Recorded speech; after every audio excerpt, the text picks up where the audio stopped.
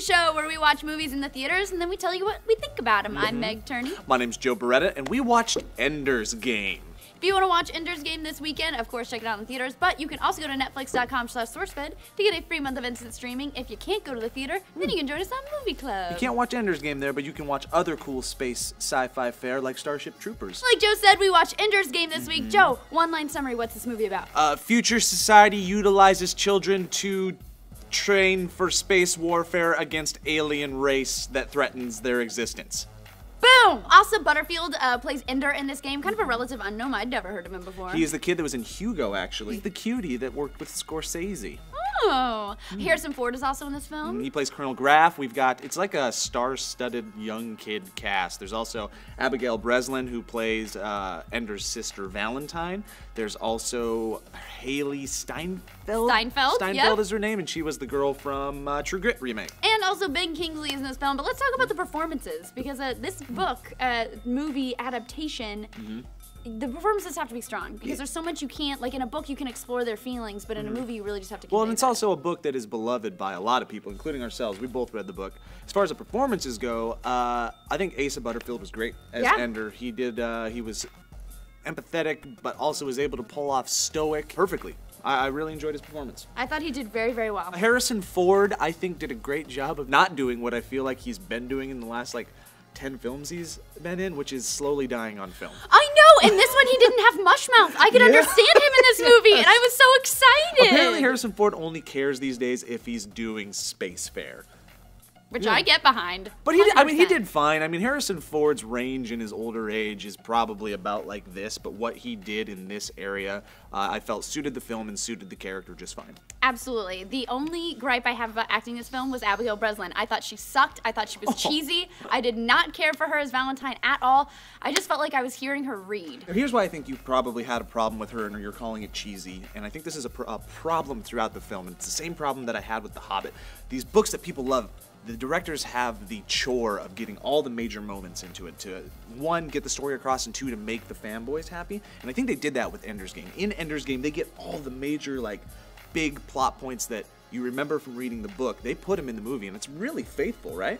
Absolutely. I was very surprised by how faithful it was. But in saying that, you've only got an hour and a half to 2 hours, and the movie's a 2-hour movie, and they fit everything in, and the thing that becomes kind of expendable, which I think is sad, and they did the exact same thing with The Hobbit, is that there's not a lot of character development. There's not a lot of time to figure out who Ender is, to become empathetic with his journey, with his life, and I think that happened to Valentine and Peter, the other really important sibling in the book. They're just kind of glossed over. Yeah. You know that their existence is important, but we didn't have enough time to fall in love with it. I agree. So we go into, hey, this is Ender. Oh, okay, well, you're telling us he's an underdog, but we don't feel that he's an underdog. Right. And it's the same with the relationship with his sister. It's like, you know that they're somehow bound together emotionally because of this 2-second scene we see with Peter, the evil older brother.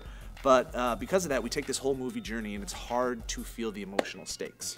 Absolutely, and I had heard from people who had seen this ahead of time who hadn't read the book that they really liked the movie, and it surprised me because having read the book, I understood so much more what they were going for, but if I hadn't read the book, I felt like this movie would have been very disjointed for me. I'd like to know how somebody feels that is a 15-year-old kid, which is the demographic that the movie is about, what they feel. That if they haven't read the book, I want to know their review of the movie, but then I'd also want to know 2 30-year-old people sitting on the couch talking to the internet who have not read the book. I'd like to know what their review is as well, because I do think it's a solid movie, but I also think that I was able to connect with the characters a lot more than other people will that haven't read the book. This is the part where normally we talk about story, which we just did, total spoiler free, but we're going to talk about some spoils here because this is based on a book, and if you haven't read the book or seen the movie, you can click down here somewhere and it'll skip over to the next part of the review. So, how it related to the book, you were right, they fit in so much of the quintessential moments of the book. I was so surprised that they did that. However, I felt like there were some parts that were watered down. The shower scene, I feel like I remember it being so much more violent. In the book. Yep. In the movie, it's just kind of like he shoves him and he hits his head, and oh no, he might die, he might not die, but in the book he definitely dies. I just felt like it was watered down a little bit. A lot of the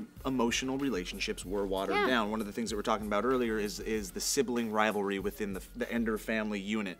Ender is the middle ground between a sister who is this super loving, super empathetic person, and that's the reason she washed out of the fleet, and then the borderline psychopathic brother who was prone to violence. Ender is right in the middle, and we don't quite get to understand who Ender is because we don't understand who these two people are. No, and he literally says a line in the film, like, they told me not to be like Valentine or Peter, I have to find a balance, but you don't get to feel that, and it is disappointing. Yeah, and that also, that glossing over of character development also hits the other important characters of the book, which just become names in the movie. Bean is in the movie. You don't really care about Bean. Eli's in the movie. You don't really care about Eli. Even Petra. Petra becomes the confidant in the movie, but you still don't really care too much about it almost seemed borderline romantic in the movie, which in the book you never really get. Like, it doesn't really seem like she becomes a replacement for Valentine in the book, but in the movie it almost seems like she has like this crush on him, which is very weird. Also, they leave the game in, which I was very happy that they did. The mind game. That's in the movie, but it's only in the movie very, very briefly, and that was sad because I feel like it's such a big part of Ender going to discover this empathy for this alien race. Yeah, it's in the book, the mind game is probably like, it's extended out this far, and you go through the whole book and you keep going back to it, like, intermittently. But in the movie, the whole idea of the mind game is still there. They just address it this much. So the journey for the mind game is like 5 minutes, but they got all the important parts of it because the ending of the mind game is still in the movie. So I think overall they did a great job of adapting the book. Since I love the book so much, I'm like, oh, someone doesn't get that emotional impact. Also, the twist ending is not really a twist in this movie. I mean, it's barely a twist, if that, because we're not stuck in the book, we're stuck at Ender's point of view, and we don't know that this fleet is coming in on enemy airspace, but in the movie you actually see the fleet moving in, and you see Graf looking at a countdown of when he's got to get Ender to command this ship. So it's like the best part of that book is, oh my god, it was real, and you don't really get that in the movie. Yeah. It was a little rough. Plus, again, the battle simulation is a character in itself that you're supposed to immerse yourself in. You're supposed to watch these kids make this journey from becoming kids to these battle commanders, and they gloss over the fact that it's a simulation. It goes over real quick, but that's not a fault of, I think, the director so much as it is. It's just a very complex book, and it's a complex story, and I feel like Gavin Hood, the director, did a really good job of conveying, from a fanboy and a story point, most of the book. I agree. So let's move on to visual effects. I thought this was a beautiful movie. Yeah, it looks super crisp, like nothing wrong with the visuals. I was reading a review where they were complaining about the mind game visuals, but I don't think they understood that like they needed to make that look like a video game compared to the rest of the amazing graphics in the movie. Right. Also, I thought that there was going to be a lot more stomach churning scenes because so much of the battle room is them figuring out and reorienting themselves, and it's very like nauseating. There is one scene when he first comes on and something's rotating and it started to make me nauseous, but actually none of this movie made me nauseous. No, it was. Oh, you mean nauseous from a space standpoint? Yeah. Yeah, I got what you're saying. Well, like in Gravity, I was like, oh, I thought you meant from like times. Ender just messes people up and gives their bloods and guts a front row seat to your face. No, no. No, they kept the violence back, but the idea of violence there, the idea of turning kids into soldiers, I thought was there. That was It really was. good. Very well done. I thought the Formic race, or the Buggers as they're called in the book, how they made them was great. Yeah, I thought they looked really, really cool looking. They incorporated the fact that they were resembling the ants on Earth, and yeah, it was great. It was like the ants on Earth plus the Starship Trooper Buggers pushed together, and then there they were. Welcome to Ender's Game. The production, the overall look of the movie was done really well. The whole futuristic society was great. So we're not the only ones who saw this movie. Right now has a 75% from audiences, which is pretty good, and a 63% from critics. But when it comes to critics, isn't that bad. Over on Internet Movie Database, it's got a 7 out of 10, so I think overall it's making people pretty happy. And for myself, I would say it's not a great movie, but it was really good. I enjoyed it. As somebody that loves the book and has read it 100 times, I enjoyed the movie a lot. What would you give it?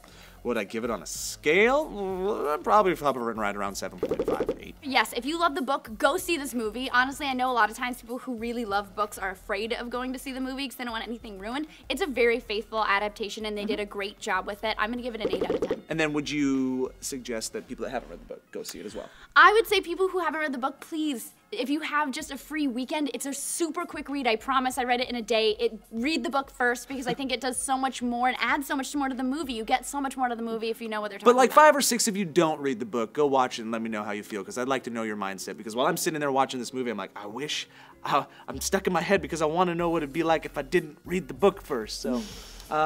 It's an enjoyable flick. It feels like a good summer flick that came out in November.